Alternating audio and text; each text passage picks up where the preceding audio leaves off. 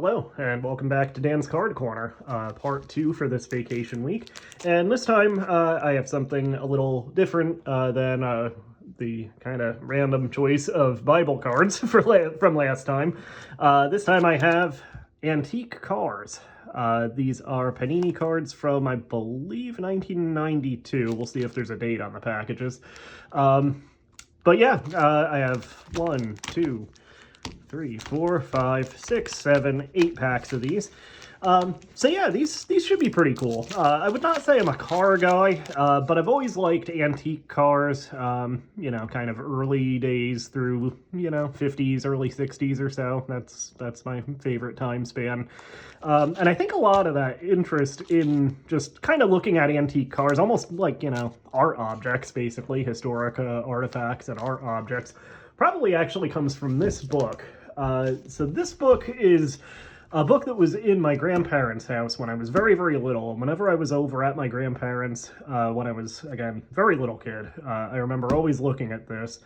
And then after my grandfather passed in 1992, I was given it, and it's been on, you know, my bookshelves ever since. So this is Those Wonderful Old Automobiles, published by, rather written by Floyd Clymer, and published in 1953. So, of course, it's funny to think about, you know, the wonderful old cars that are in this book were actually newer when this book was published than the cars that were new when this book was published are now.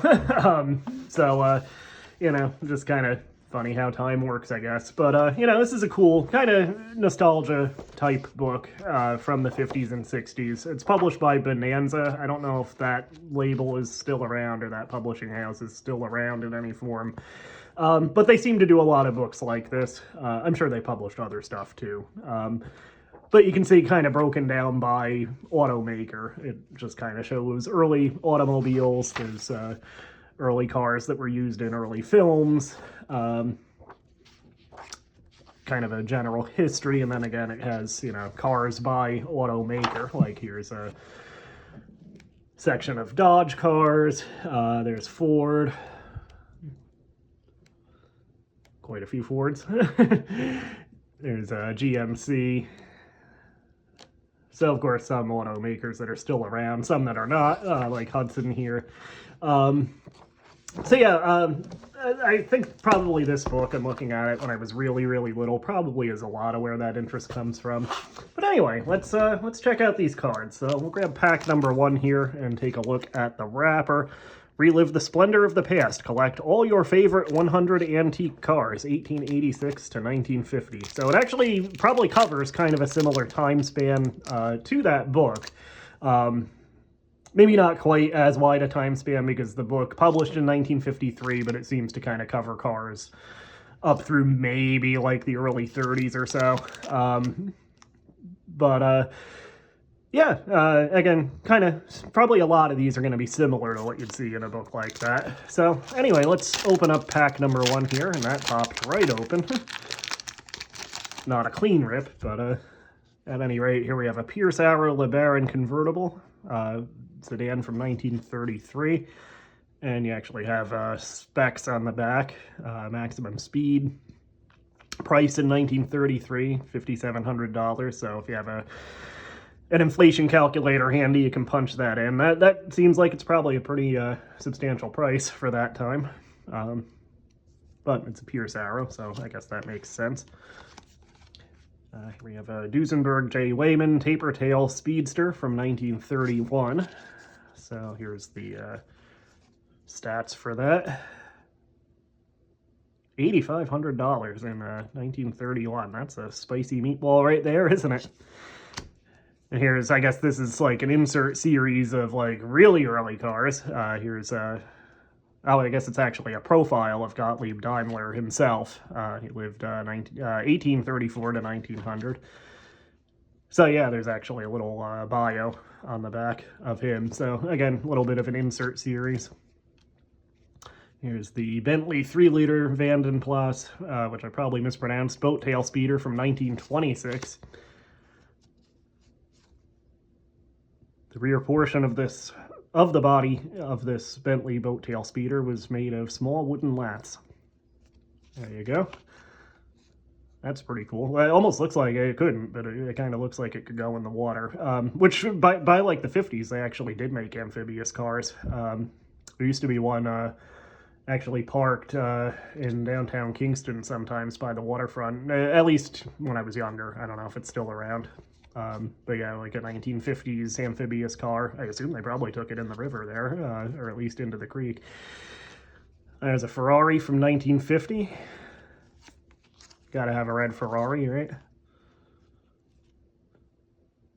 That was kind of one of the cars, like even in the 90s, 80s and 90s, that was kind of one of the cars. You know, there were just in general a red Ferrari, but there was, you know, there's like the car in the arcade game Outrun. There was the car in Rad Racer on Nintendo, which was kind of an unofficial Outrun clone. Christy Brinkley, I think she had a red Ferrari in the first Vacation movie, National Lampoon's Vacation.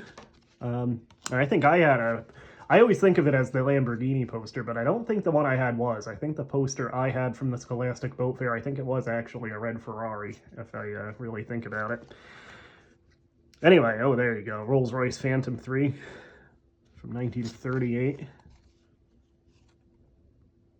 They don't even have a price for it. Oh, well, no, introduced in 35, but production halted by the war, so maybe they weren't actually being released to the public. I don't know. Huh, interesting. It's a Delage D8 120 Cabriolet Delta from also 1938. And hang on. Oh, there are two different ones. Never mind. I was going to say, do we have two in a row of the same card? But no, we don't, actually. They are from the same model year. But yeah, you have a Coach Aerosport and a Cabriolet Delta. About they probably had the same engine, right? The engines are the same specs for both of these cars. This one was built for the 1939 World's Fair in New York and exhibited in the French Pavilion. That's pretty cool. All right, so yeah, these are nice. Cards themselves feel a little cheaper than, you know, a lot of like Topps cards and Fleer and Upper Deck from the same early 90s era. They're, you know, thinner cardboard, I would say. They're actually more in line with like the Impel cards that I covered a while ago, as far as the paper quality. A while ago I had episodes on the G.I. Joe cards Impel did, and also Impel did Laughs, which was, for some reason they didn't call them TGIF, but they were like the TGIF sitcoms card series. Yeah, these are kind of similar paper quality to those. And incidentally, these are Canadian printing. I don't know if they were all Canadian printings or if there was a US set, but looking through the packs that I have here, it looks like they're all Canadian printings anyway. All right, so pack number 2 of antique cars. Very easy opening packs, I have to say. They kind of get destroyed when you open them, of course, but they do open easily. All right, so here we have the Auburn 8120 Boat Tail Speedster from 1929. That was just a hair under $2,000 in 1929. But today, as in, you know, 1990, whatever, when these cards were made, today worth over $100,000. Apparently not many were made. And there's a Tory Bugatti, another automaker profile here. And there is a Bugatti, the 53 from 1931. It was the only attempt Bugatti made to make a 4-wheel drive auto. 2 cars were made, so there's only 2 of these in existence, apparently. Oh, I actually didn't even notice. These all have the production numbers, so that would explain some of the ones that don't have, you know, prices listed, I guess. Yeah, like the Delage Coach Aerosport, only 1 was made, apparently. All right, so that clears that up a little bit. Yeah, this thing could go up to 125 miles an hour. Jeez. I mean, it's clearly a race car from that era, but, you know, it's still pretty good. Here's a Mercer 2273 Raceabout from 1917. Wow, that's an old one. up to 75 miles per hour. The Mercer Raceabout was the Dodge Viper of the 1910s. Today it's worth over 75. Okay. There's a Lincoln KB 264D Judkins Coupe from 1933. Only 12 made. We like that one. Cord 810 from 1936. That's the sleek kind of Art Deco look there. Cords 810s, 812s were unmistakably recognizable by their coffin nose front end. Look at those white walls too. Yeah, I think so far, I think if I had to pick one of these, like as a daily driver, I think I'd probably pick that one. That'd be pretty sweet. There's a Packard 1501 Super 8 rumble seat coupe. You gotta have a rumble seat. In 1937, this Packard featured independent front suspension and hydraulic drum brakes. No top speed, huh? And there's an Auburn 12161 Phaeton from 1933.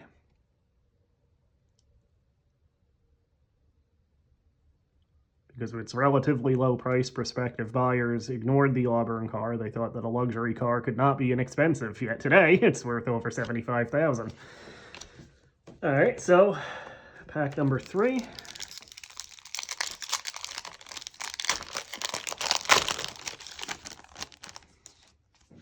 There's a Pierce Arrow LeBaron convertible. Is that the same one we saw earlier? I think it is.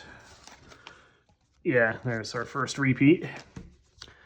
There's a Duesenberg taper tail speedster. Did we see this one before too? I know we saw a Gottlieb Daimler. Yeah, we saw this one. I think this is the same Ferrari we saw also. There's the Rolls-Royce Phantom. This might be a different Rolls than we've seen, actually. And then I think the last two are, yeah, they're the two Delages. So, yeah, several repeats in that pack. Makes the video go quicker, anyway. Alright, so number 4, so this will be the halfway point. Ooh, Chrysler Town & Country, 1948 with the wood paneling. That's pretty sweet.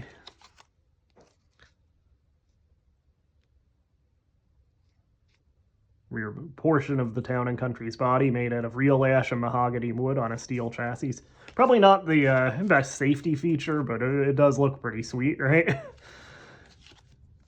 Oh, that's nice. Bugatti 57C Van Voren Cabriolet from 39.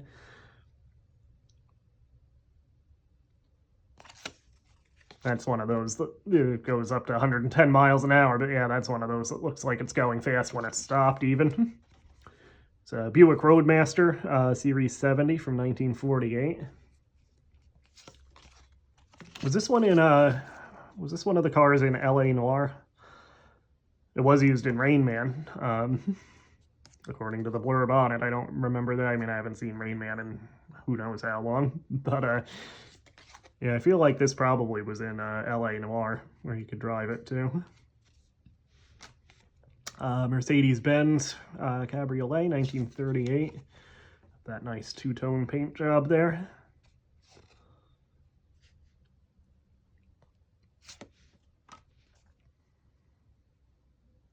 The Talbot Lago T150 SS Fagoni and Falaschi from 39.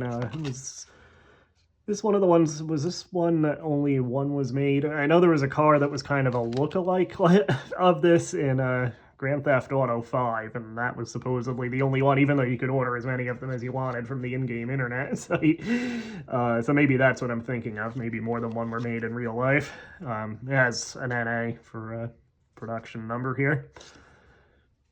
It's an Alfa Romeo 6C 2500 Sport from 47. Like that front end.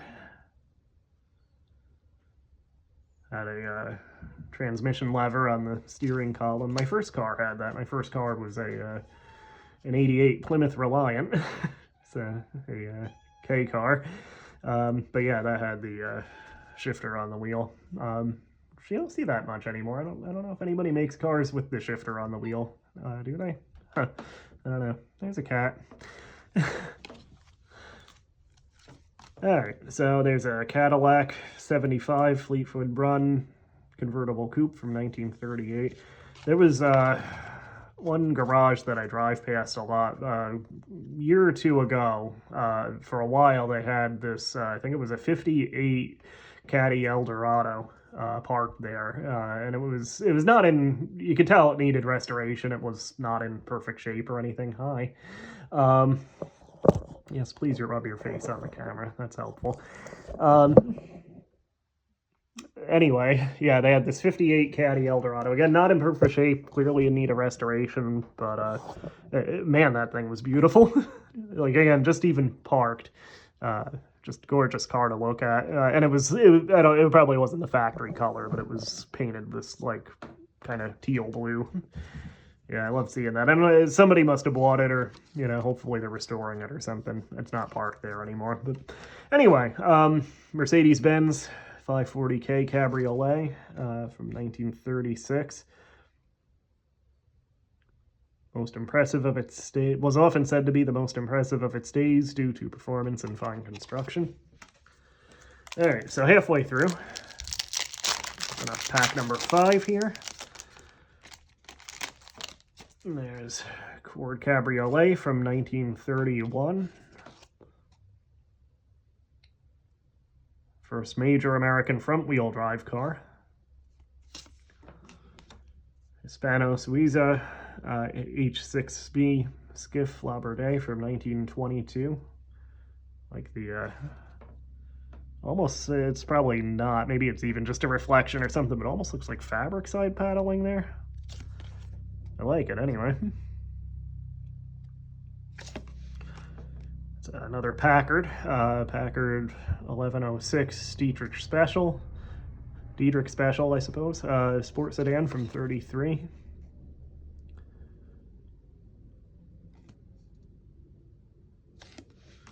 There's another Caddy Fleetwood formal sedan, 1937. Another Packard, this was the 1104 boat tail Speedster from 1934. So Duesenberg J boat tail Speedster, a lot of boat tails here. Boat tail shape characteristic of its era, as the name implies. This looks like an upside down boat hull. Yeah, I can see it. Oh, that's cool. That's an old one. Stanley K Semi-Racer from 1908. 68 miles per hour, 25 horsepower. Steam-powered car. That's always cool, you know, when you see the steam-powered cars. Or the early electric cars, which, you know, I believe the Benz Velo, which was the first production auto, was actually electric-powered. And there's an Alfa Romeo 6C 1500 Sport Zagato Spider from 28. Could go up to 87 miles per hour. All right, 3 more.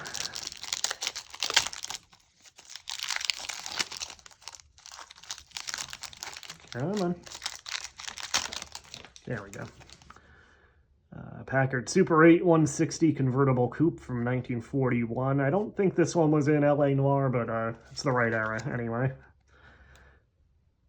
It was an intermediate model in 1941, selling for just about $2,000. 160 horsepower, geez, that's quite an engine they put in that thing for 1941. There's a Benz Victoria Touring from 1911. At the time, Benz was competing with Daimler, the maker of Mercedes. Cadillac 341B from 1929. 90 horsepower, V8. Cadillac was the first manufacturer to use V8s. I don't know if I knew that. I don't think I did. Again, I'm not a car guy, so why would I suppose. There's Enzo Ferrari. Another automaker profile card there. Packard 745 Prue Victoria from 1930. Stanley 810 Mountain Wagon from 1913. I like the kind of Western background they photographed it in. What is that? I was gonna say, is that a 6-seater? Is that actually 4 rows of seats there?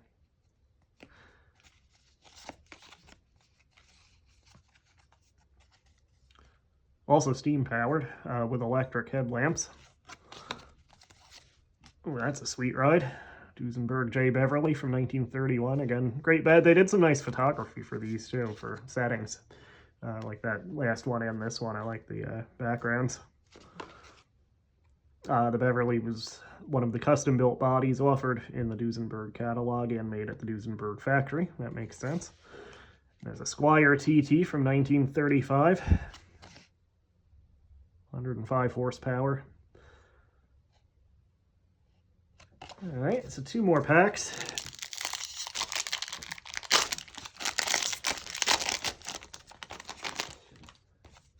All right, so Cadillac 60 Special from 1939. It's like, I'm sure it's not, but it looks like they're photographed it at the grounds at Versailles or something there. It's a great color too. I like that kind of dark green, kind of dark sea green it's going for there. I actually had none of my past cars are security questions, by the way, so don't worry about that. But yeah, actually, my third car was a 99 Chevy Malibu that was, you know, classic 90s hunter green. That was a big color in the 90s. Not unlike this color. Anyway, there's the back of that one. An optional sunshine turret top, a sunroof. There's Johnny Agnelli. Agnelli, I guess, would be probably a better pronunciation. Forgive me for anything I'm mispronouncing, by the way.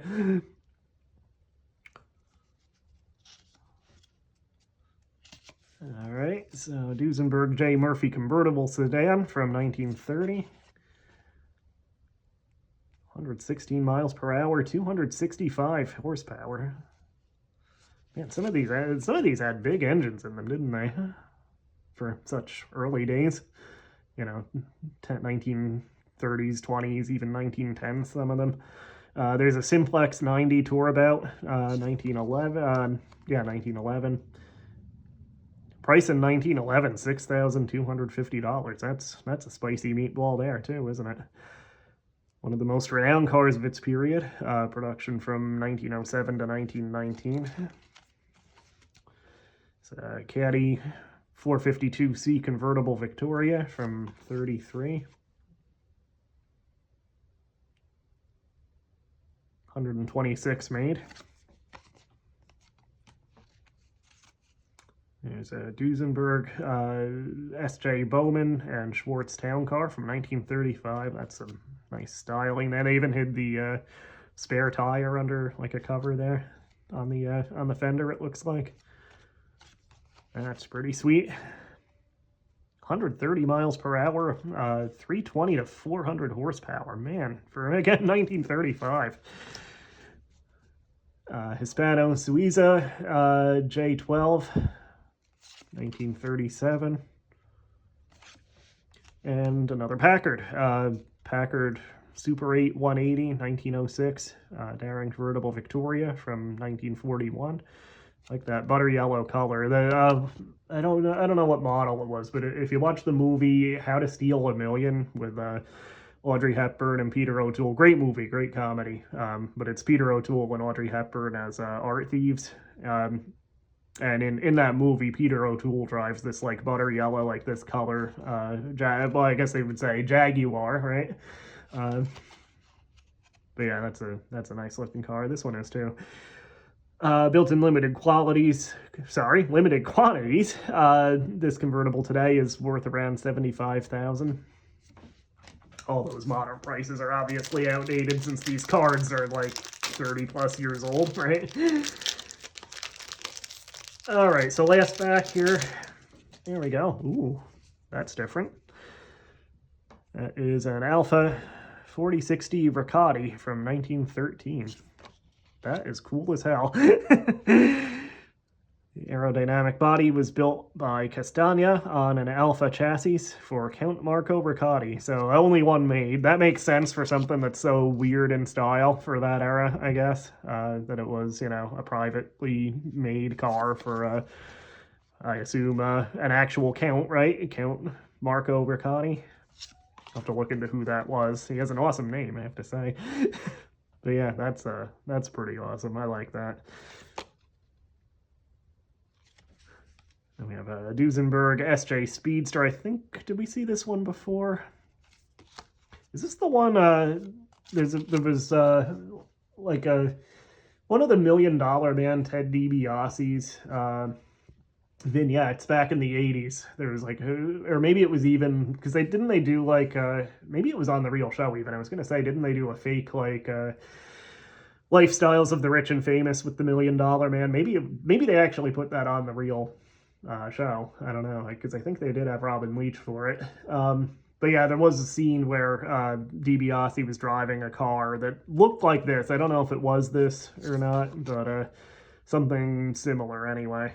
And I think they used that clip of him driving that car in, like, you know, when he made like appearances in the 2000s and maybe even 2010s, and some of the video games, I believe, too, where he had Titantron videos. I think they used that clip in those video packages for DiBiase. Anyway, Bugatti 57S from 1936. Nice styling on that one, too. She's got a great rear end, don't she? Mercedes-Benz 540K Special Roadster from 1937. $10,000 in 1937. Packard Super 8 160 convertible coupe, 1941. Did we maybe see this one before? I'll have to go back and check. I think that may or may not be a repeat card. Yeah, I'm not sure. I believe we did see this one, the Benz Victoria Touring, 1911. Yeah, we saw that one already. I think we may have seen this one too, and we definitely saw Enzo Ferrari's profile card. So that's all of them. So yeah, as far as my favorites, a lot of them, honestly, but this one is real cool, I think, because it's so different. I do like the that butter yellow Packard Super 8. You know, I'm just gonna pick a few favorites here, and there's a lot of cards here, so I'll make this quick. I'll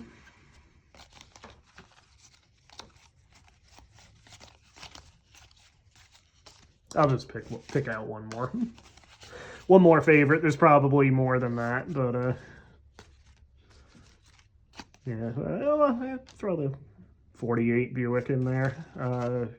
The Town and Country with the wood paneling.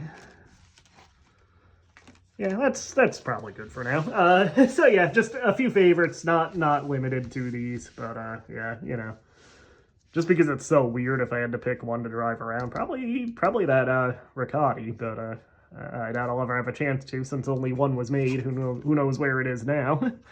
But yeah, anyway, fun cards. You know, it kind of brings back memories of looking through this book too, which maybe I'll have to flip through this again at some point, because I haven't, you know, read closely through it in a while. But yeah, that's what I have. So another card corner in the books. Hit like, subscribe, ring the bell. Hit like and subscribe and ring the bell. And we'll see you again. I don't know when I'll do another card episode, but I'll have something else to put up. Anyway, so for now, have a good evening, or day, or whenever you're watching this. See ya.